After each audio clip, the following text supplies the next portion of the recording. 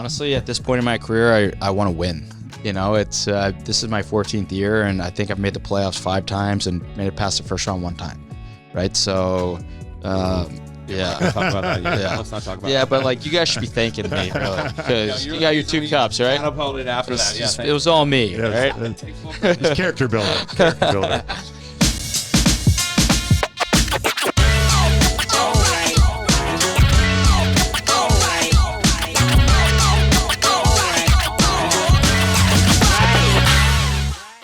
Bolts Nation, welcome into another fantastic episode of the Bolts Block Party, powered by our friends at Highlight IPA. Wolfie, Kobe, we've got another new guy here on the show, Cam Atkinson. We finally got caught up with Cam. I know we've been trying to get this guy on the show for like months now, and it kept getting pushed back and delayed. So we know you were at Disney yesterday and you had practice today. So I know it's been a hectic whirlwind of the last 24 to 48 hours. So we thank you for taking the time today. It's a mix, people look at guys and they think, hockey consumes you, but you're also trying to find that good balance of what, your home life and being in Florida and what they want to do. And unfortunately, there's not a lot of time during the holidays. So when there are breaks in the schedule, you got to make sure you take advantage of that and do stuff with the kids, right? Hell yeah, we sure did take advantage of that. Knocked off the bucket list, but the fireworks were great, weren't they? Fireworks were unbelievable. Did the kids pass out on the drive home? Yes, they did. Okay, just wanted to make it's a quieter ride home. Did the whole family have the Mickey Mouse ears, like you guys all dressed up, or the matching shirts? Oh yeah. Oh, just wait, it'll be all over social media. Okay. My wife, Atkinson clan, I love she it. goes crazy with the That's magic cool, though. girl, especially with the kids. The kids are all dialed. Of course. What are their ages now? My 2 boys are 6 and 4, and my daughter's going to be 2 January 3rd. Like in the wheelhouse of that whole experience. So wheelhouse. That's absolute prime. chaos. That's prime and chaos. But a bullet to the head. Right? Yeah. But we're all dads, so trust me, we've been there, man. Yeah. So, but thank you for joining us. You seem like a dude's dude. I feel like you're like a locker room guy. What's the nickname in the locker room? I'm sure they've changed over the years, or is it stuck with one particular? No, honestly, guys call me Aki. Aki. I was gonna say Adder. Felino would call me Killa Cam. Killa. But most of the guys just call me Aki. Aki. Yeah, okay. Keep it simple. We don't have the sharpest tools in the shed.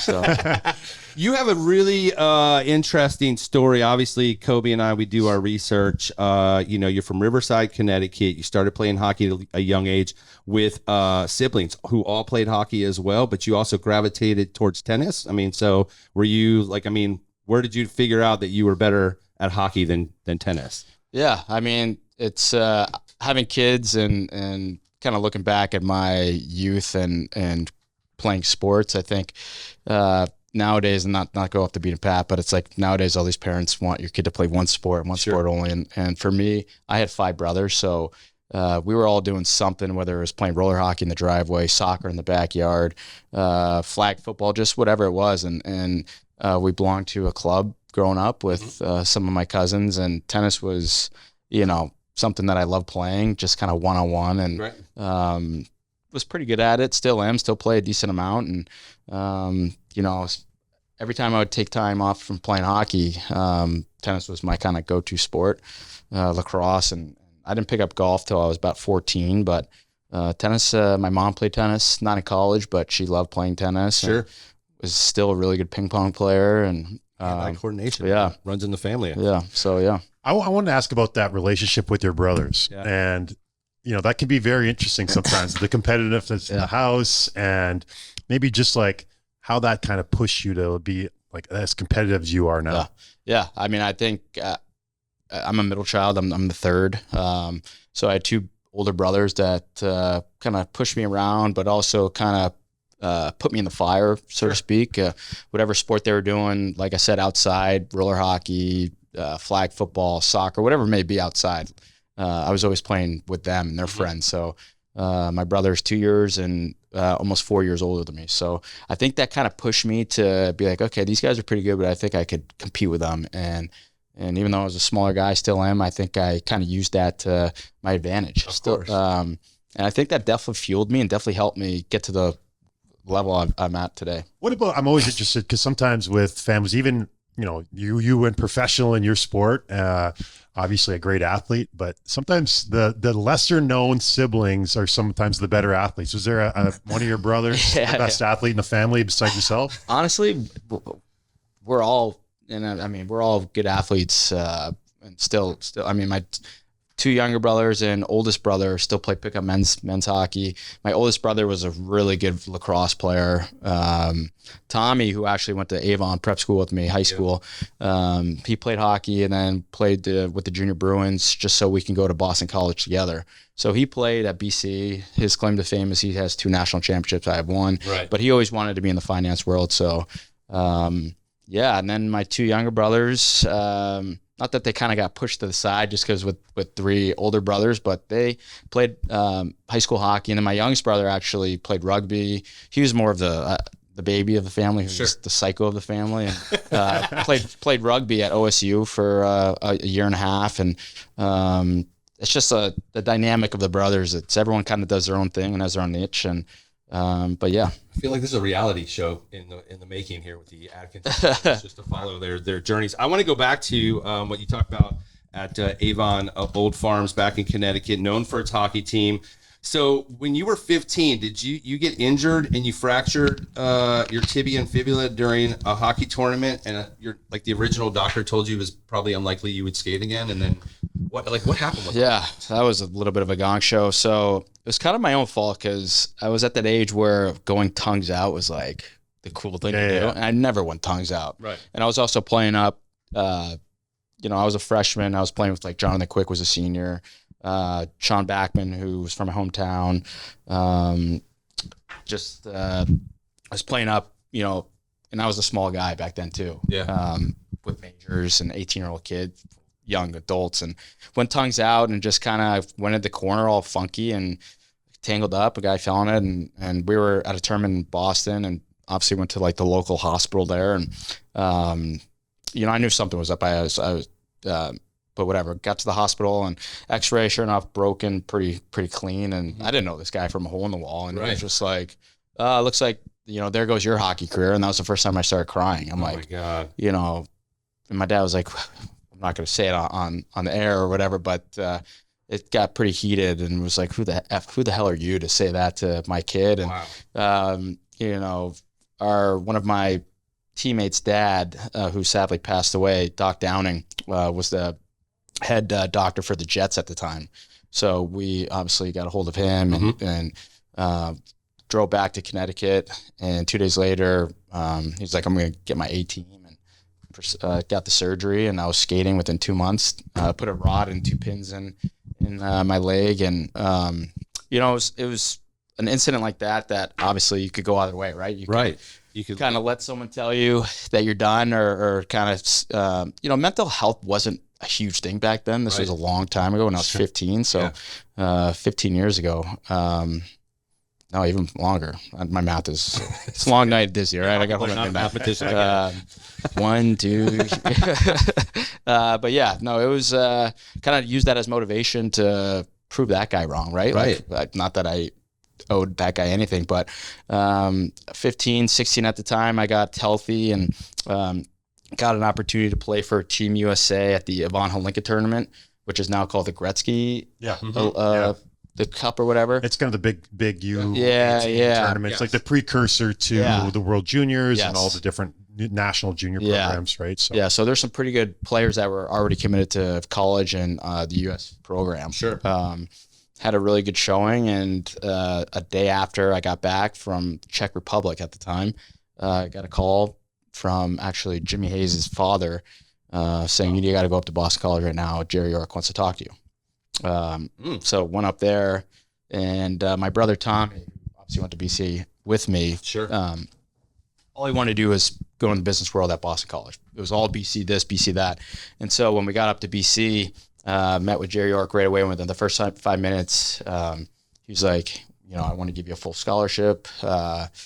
We would love for you to be an Eagle. And I was like, that's great. And I would love nothing more to be an Eagle, but I'm only coming if my brother's coming with me. Oh, wow. And York was like, I think we could probably make that happen. Okay. And so it was kind of like a 2-for-1 special. Wow. He didn't get any scholarship or anything like that, but Yeah, it was just a cool kind of story off the path, not to go off. That's awesome. But yeah, that was. Really cool. But then once I committed to college, I got the newsletter in the paper, and we sent it to that doctor in Boston. Nice. Just kind of like, F you, buddy. That's amazing. Yeah. Cam, I wanted to ask you about Cam York, or sorry, Jerry York. Yeah. I played junior hockey, but a lot of people involved in the college game. This guy is like, he's a legend, right? Like he's the Nick Saban of college hockey. Can you talk about him, what he meant, why it was such a big deal for you and your brother to go there? Yeah. I mean, Jerry York's philosophy was, obviously we want the best hockey players, but education is number one. So I think that kind of hit home a little bit. That's kind of why I chose to go to Avon instead of go play for USA program, just because you never know if hockey's going to work out. Right. So I wanted to have a fallback plan and some sort of education background. And to play for Jerry, he was one of the coaches that liked the smaller players. Brian Gianta, Ryan Shannon, who was a big mentor for me, being from Darien, Connecticut, and being able to skate with him in the summer when he was still at BC and I was in high school. And then obviously Nathan Gerby, but the Joe Whitneys and the Brian Gibbons, like these guys were all smaller guys that had success, and a bunch of those guys obviously went off to play and have some pretty decent careers in the NHL. And that was the biggest thing for me. Education was super important, but my goal too was to be in the NHL. And I figured that, if this guy's going to give these other guys, smaller guys, opportunities and get a great education and a chance to win a national championship, which was obviously ultimately the number one goal when you go to college. And it just so happened it worked out. So does he have a philosophy with younger players? Is it something as he's working with younger players? Is it more about opportunity, or does he instill some sort of mindset in you guys? Obviously, being a smaller guy, you already had that chip on your shoulder. You knew how to kind of survive in the bigger world, a more physical world. You figure out the tools as a hockey player, but does he impart anything special? Because that's an impressive track record of guys that he's brought up through the system. Yeah, honestly, I think, like you said, it's more of that legendary status where if you had an opportunity to play for a coach like Jerry York or Nick Saban in football or some of the basketball coaches. Coach K. Yeah. You're not going to pass up that opportunity because their experience and their knowledge for the game speaks for itself. For sure. So when you surround yourself with those types of people, it's amazing kind of how he does change your mindset and, kind of fall back on my philosophy where, everyone's telling you or doubting you that you're too small, you're never going to make it to this level. But Jerry York is like a guy like, look who made it. This guy made it, and this guy, and I mean, the list goes on and on and on, and continues to go on. So it's just kind of those guys paved the way, and I think, I don't know if it was Jerry York's philosophy that he just liked some of the smaller guys and thought they were a little bit more skilled and knew that they had a little bit more grit, and that FU to them, right? For sure. It's because they're always trying to prove people wrong. And so I think that was a huge. Marty St. Louis reminiscent on that. So you're there in Boston and you go through now the whole NHL draft process is starting. Right. 6th round, 157th overall by the Blue Jackets back in 2008. Yeah. Wolfie, this guy's got almost 250 goals in the NHL. 252 now. 252. Who's keeping count? So almost over. Right. 6th rounder. What did everyone miss? Like, what was the big factor? Like, that's 250 goals from a 6th rounder. That's, if you look at the analytics of like a guy drafted in the 6th round, his chances of playing in the NHL are already super small. Right. Nevertheless, scoring over 250 goals in the league. Right. What did everybody miss, Cam? Well, I didn't get drafted my first year of eligibility too. Right. So I was still at Avon. And honestly, I think a lot goes into it, but being a smaller guy, people still it was still the big boy hockey. Sure. It wasn't the new era where it's all, fast and skilled. I mean, guys weren't making it to the NHL until they were like 28, 29 years old. It wasn't like, okay, you're 18, 19, we're going to give these guys opportunity. Right. So I think guys just didn't want to take a flyer out on a smaller guy for the most part. So, the first year was tough because every scout's telling you, you're going to go 3rd round, 5th round, whatever it may be. And you're going and the rounds go on, nothing happens. So another way to use it as motivation to prove everyone wrong. But then fast forward to the next year and it was the same sort of thing. It was like, third round goes by, fifth round, I'm like, geez, I got to get the hell out of the house because it's, it's, I don't know what's going to happen. And I'll never forget, I mean, obviously having 5 brothers and we had TVs all over and computers and it was more of the computers because I don't think back then, like it was like the other than the first round, I don't know if they were showing it on TV. No, it's not like the NFL draft. Yeah. It's days and days. Yeah. It's not like that. So it's like one computer upstairs, like got it first and you heard one brother scream and then like the next room, someone screamed. And so it was, and then all my brothers, where the hell is Columbus, Ohio? So it was, I don't know what they missed. I think they just didn't want to take a flyer. And, I spent 10 awesome years in Columbus, which I still call home to this day. Yeah. All 3 of my kids were born there and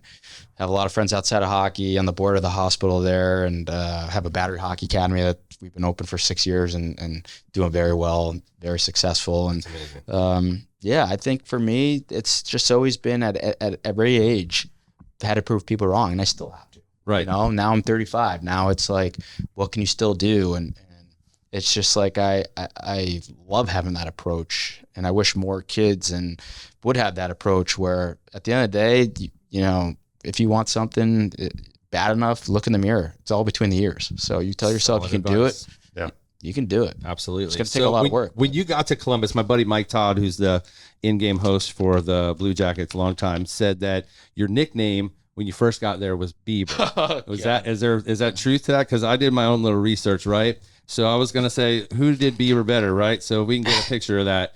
So I honestly think Hedman, when he was drafted, that is straight up the Bieber cut. Yeah. Is that, was that the Bieber cut you had when you? I had some sick flow. That's some nice flow. Great flow there. But I think Hetty wins for the Bieber cut more than you. Yeah, he's more straight cut. Kind of, I don't know. He went the super cuts. What would you tell that Cam today? There's actually a picture that's went around when I think it was the bubble. Okay. So when was that? 2018 or 19, where it was like before kids and after picture. And this is like before kids. And then there's a picture of me in the bubble. My beard is like, I look like an Amish kid. And it's like, this is what happens before kids and this is what happens after. Yeah. But I mean, there's still, I got the scar before my eye right here that I took. So that's I had some experience in that picture. I think that was probably year 2016 or 17. So right before I got married. I don't know. Just keep doing what you're doing, baby. Yeah. Keep doing what you're doing, man. Good. So break it into the league. Let's talk about that. Yeah. Your first camp going into Columbus. How were you? Like, who helped you kind of get into the league? What kind of guys mentored you? I'm always interested to hear that kind of story because some guys, they take a little time in the minors. Some guys, Did you play for the take some time to team a little bit there. Yeah. So when we lost my junior year, Colorado College in St. Louis during the regional tournament, I signed right after, and then I think there was like one game the Blue Jackets had left, and they were like, "We really don't want you to come up here. There's 5 games left in Springfield." Oh, okay. And it was right in the backyard where Boston was, right in Springfield, Mass. So yeah, I mean, before my first training camp, I played 5 games with the Falcons and actually did pretty well. But then fast forward to that summer, and I would, Marty, St. Louis, and I are still really close, which I'm sure we'll talk about. Same mindset. Yeah, his wife, born and raised in my hometown, literally the same school systems we went to. Oh, wow. So I started training with Marty and Ryan Shannon with Ben Prentice before. Which is a little bit of a hockey, it's a hockey factory there, right? Yeah, so there's a lot of stories about Prentice and the way he's trains guys. And it's the mecca of the East Coast or in the States where you have the Gary Roberts and Toronto, so yeah, Marty and I go way back and have a lot of history there and got engaged at his house and he threw me an engagement party. Just like there's a lot of really good synergy with Marty and I. I don't even know what we were talking. What was He was asking like when you first got into the league. Okay, yeah. So then fast forward to so good summer training with Prentice. You feel ready for your first training camp. Yep. So go to Columbus, and Rob Riley was a huge factor. He was actually the one that was a scout for the Blue Jackets who coached me during those 5 games in Springfield, and kind of told me like 6 years later his draft story of because he was in my corner, and he was like, it was the coolest experience I've ever experienced. at the draft where obviously all these rounds were going by, and then Scott Howson, who was the GM at the time, when it was my pick, he looked at Rob Riley. He's like, "We're picking your boy." So that was kind of a chill moment for me. Sure. But then, go to Columbus and had a really good training camp. Made the team right out of camp. Was put in a pretty good situation to have success. I think I played with Nasher initially, and then started on the line with Umberger and Derek Brassard. But I'll never forget that, they're calling everyone in to whether you got sent down or cut or made it. And I was the last guy to get in. And I mean, I'm pretty young and nervous as hell. And I think the coach was Scott O'Neill at the time, and he was like, "Sit down." And I'm like, "Oh God, oh boy." And the whole call your parents. You just made the team. So that was really cool. I remember walking out to the bench, and it was obviously pitch black and at Nationwide, and I think I cried. Honestly, I think it was just such a pinch me moment where, not that I was like I made it, because but that was one of the coolest moments of my life for sure. Making that phone call to my parents. So cool, man. Yeah, that's an amazing story. Yeah. So I also got a little tidbit that you're a huge Adam Sandler and Step Brothers fan, right? So who isn't? I wanted to put you to the test here a little bit, as I got some famous quotes, and I want you to let us know: is this from a Adam Sandler movie, or is this from the movie Step Brothers? No, strictly from Step Brothers. I'm just going to keep it at Step Brothers because I know that's one of your favorites.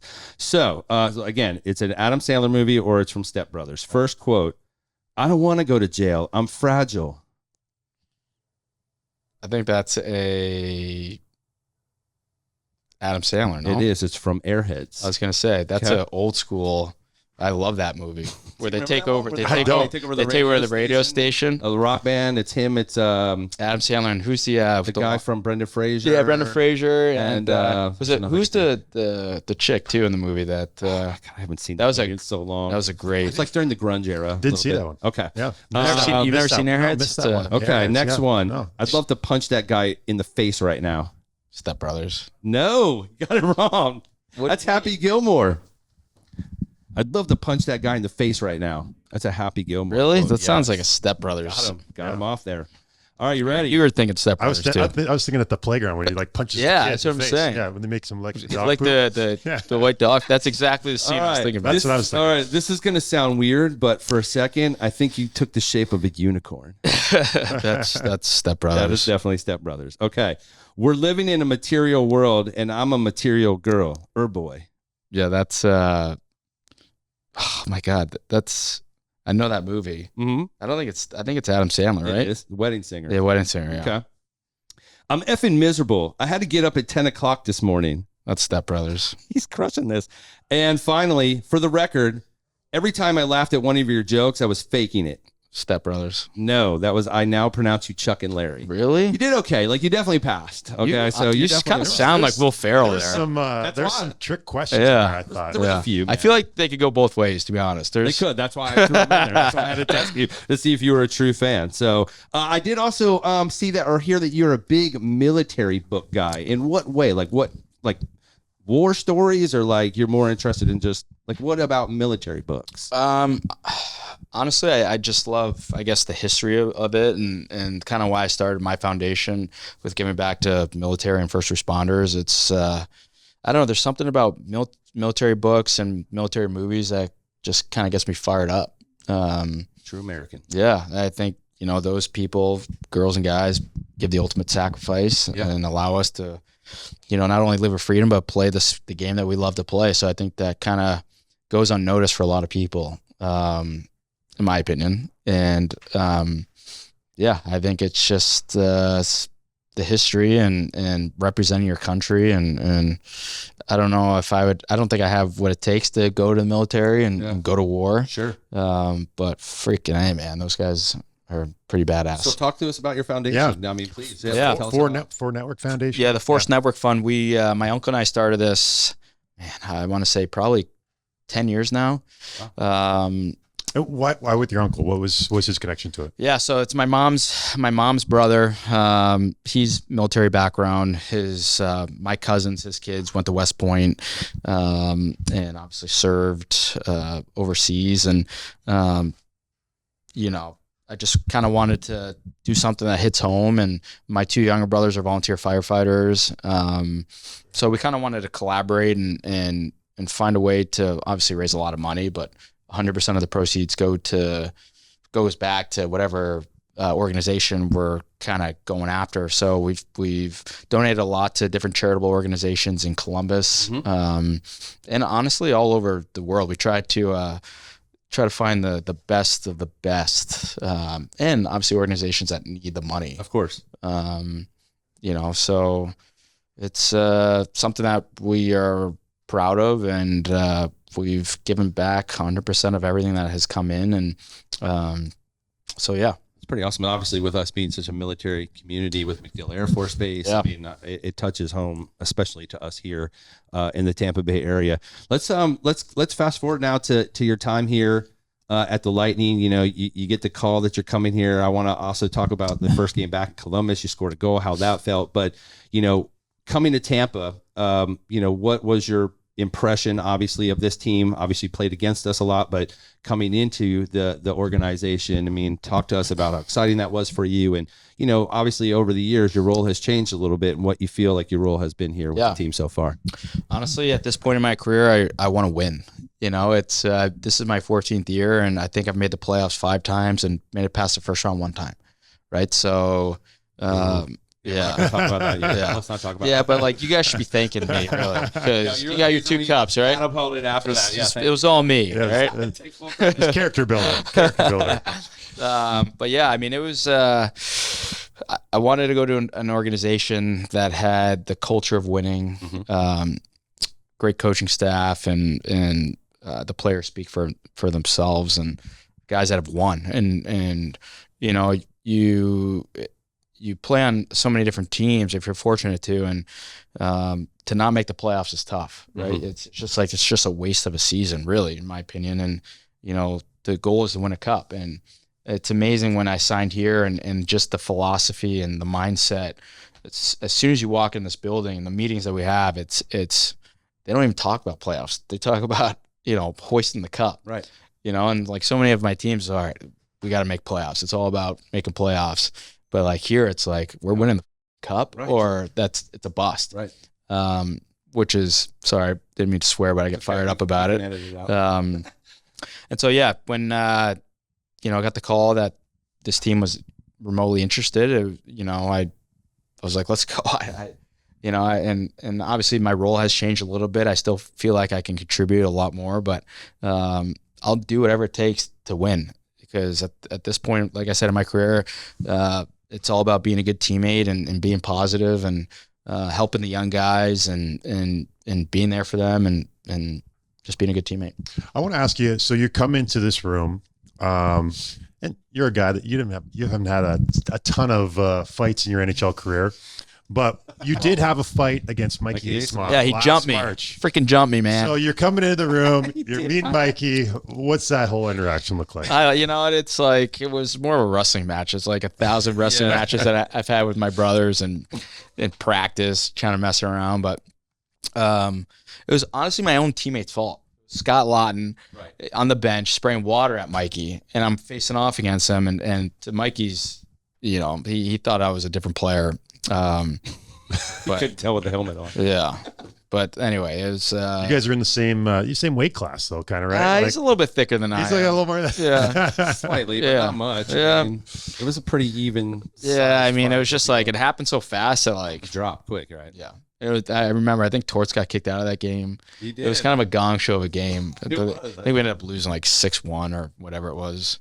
But yeah, he jumped me. Sticking to that. I love it. But I love Mikey. Mikey's a great kid. So, that's awesome. Cam, talk to us about Torts. Yeah. So you've played for him on 2 different teams now, in Columbus and in Philly. Like, why did he want to have you in Philly? What do you like about him? Like, yeah. I'm sure you got 1,000 stories about the guy. Yeah, no, Torts and I have a really good relationship. And actually, Marty, when he got the first coaching job in Columbus, Marty was the first guy to call me, because everyone's like, oh my God, Torts is coming in. It's going to be a gong show. Doobie was there, who had him in New York, and was like, training camp's going to be a grind, but it's what the team needed. The organization needed it. And So Marty was just like, if you work your bag off, you're going to get rewarded and he's going to love you. And sure enough, that kind of, happened, and he loved me. I was a lot younger at the time, and I was his guy, which was great. Like, I knew I was going out there in every situation, up a goal, down a goal, first PK, first PP, first guy to shoot in the shootout. Just like that confidence, right? It gives you confidence. But he definitely helped me on and off the ice, and just how to prepare in practice. You practice how you play, sort of thing, and kind of how I go about my daily business. And him and I actually have done some philanthropy work together. Even last year, we raised, I want to say, $30,000 to give a serviceman a dog. So it's we definitely have a unique relationship. We have a lot of stories, but Torts is a guy that him and his wife came over to my house for lunch, see the kids. It's we have a really good relationship. I think I'm actually the longest player that I played for him for 8 years, 8 or 10 years, I forget. But yeah, I mean, I appreciate everything that Torts has done. He's the first guy to text you and wish you a Merry Christmas and stuff like that people don't really know the soft side of Torts outside of. They see the fiery part. Oh yeah, right? That's the part that everyone kind of notices, and they assume that he's some sort of raging lunatic running up and down the halls, but it's really not the case, though, right? Yeah, I mean, he has his moments for sure. We've gotten to a lot of FU matches, which she loves and I love too, and I never back down from that, and I think he always appreciated that. Sure. But yeah, Torts and I have a really good relationship. I feel like you were his Marty, like, the second coming of Marty St. Louis, and it's just interesting that you have such a great relationship with him. All right, so before we let you roll out of here, because I know we're getting close to our mark, we do a segment here called the Hat Trick. It's powered by our friends at Highlight. Do you know what Highlight is? I do not. Okay, see, we're schooling everybody, so it's a sport. Okay. Well, you're schooling everyone. I still don't really know. But I did check my sources, and I was right. You are actual the court that they play on is called a fronton. Think of racquetball, but they have like a basket on their hand, and it's like curved, and the ball is the one that you go, and you have two guys, and they have helmets, they're jumping against the wall. It's a huge thing in South Florida. They used to have one here in Tampa. I actually went with my dad when I moved down here in the 90s. It's an awesome sport. So that's the history. South Florida, just Florida. So Highlight IPA is our sponsor. So basically a hat trick of questions that were AI generated 1 through 100. They're completely at random. So we need 3 numbers from you that mean something important to you. It could be your player number, it could be your wife's birthday, kid, whatever. Just 3 numbers 1 through 100. Easy. 3, 13, 89. All right. Question number 3. Ooh, this is a good one. How do you deal with locker room tensions? Good question, right? That's computer generated. I mean, I think honesty is the best policy, right? I think being a good teammate is being able to call someone out in a positive way without making them feel like crap. And, you always know if there's, I mean, in a good way. I mean, it depends on the situation, but I think, at the end of the day, we all have each other's back. And if there's tension, I think it's better to air it out than let it kind of sit, Nice. Yeah. Idol growing up. Who was your idol growing up?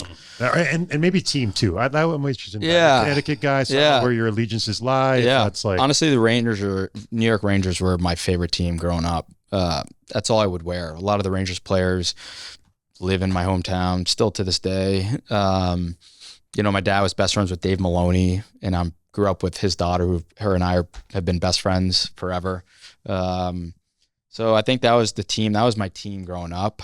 Idol-wise, I mean, I still to this day, like I love just watching certain players. Obviously Marty's a guy that I've always looked up to, the Brian Johnsons, the Theo Fleury's, the smaller guys that made such an impact in the game and gave me an opportunity, smaller guys opportunities. If these guys can do it, why can't I do it, sort of thing. But I love watching Joe Sakic, Peter Forsberg, then, Mark Messier. I was alive when Gretzky was playing, so I got to watch Gretzky, went to a couple games at the Garden. So yeah, I mean, just good hockey players, really. Okay. Phil Fleury was one of my favorites. Yeah. He was. Yeah. He was, that guy was he's wild. All right. And our final question here of the hat trick. What do you think is the proper approach to building successful team culture? Ooh. Well, I think communication goes a long way. I think that's super important in any professional field, in any business. I think communication is the number one thing. Treating people with respect, no matter who they are and what they do, how much money you make. I think that goes a long way. And I think just building a culture of, I think team camaraderie and getting together with the players and the wives and the girlfriends and the families and the kids is super important. You know, at the end of the day, the goal is to win a cup, and it's not just us. It's the wife sacrificing, you know, with the kids, and so I think anytime you can kind of get together with everyone and not go out and get create those families. Yeah, but like you know, get together, watch football, have some drinks, play some games, get everyone to be on the same page, because you know we need our wives and girlfriends and kids to be happy and satisfied, so we can go and play the game. For sure. So I think team building is super important. I think the fine line between winning and losing is so small that you need everybody performing at their very best. And that includes the support staff and the people that support the players behind the players to make sure the players are at their best. Right. You know, because this league, the parity in this league is amazing. Yeah. It really is. So to win the cup, so many things have to go right, but you also need, you know, everyone at their best at the right time. It's all contributions for sure. Yeah. Cam, thank you, man. It's been an awesome conversation. We wish you guys nothing but success here as we head into the Four Nations break. And then what are you doing for the break? I'm not sure. Hopefully not going to Disney. I mean, fair enough. Maybe something with the kids, you know. Maybe we could throw them on a Disney cruise. No. You know? See, that's like trapped on a boat. Yeah, no, thank you. My kids like they're going Davis Island. We see the cruise. My wife has an app because my kids are obsessed with cruise ships right now. So like we know when they're leaving the port, or if we hear the horns going, we're like, all right, get in the golf cart. We have to go see these cruise ships. But I'm like, kids were never going. And this isn't a knock on cruise ships. I'm sure they're great, but I'm not going ever in my cruise ship. Kids, it's ever. A lot. It's a lot. All right. Thank you so much once again to our friends at Highlight IPA. We're going to cut it before he gets himself into any more trouble. But we thank We also like to thank our sponsors, Carnival Cruise Lines. Thank you so Drink much, responsibly, all right? We appreciate you so much for joining the block party, and we will be back very soon with another episode. Thanks, Bolts Nation.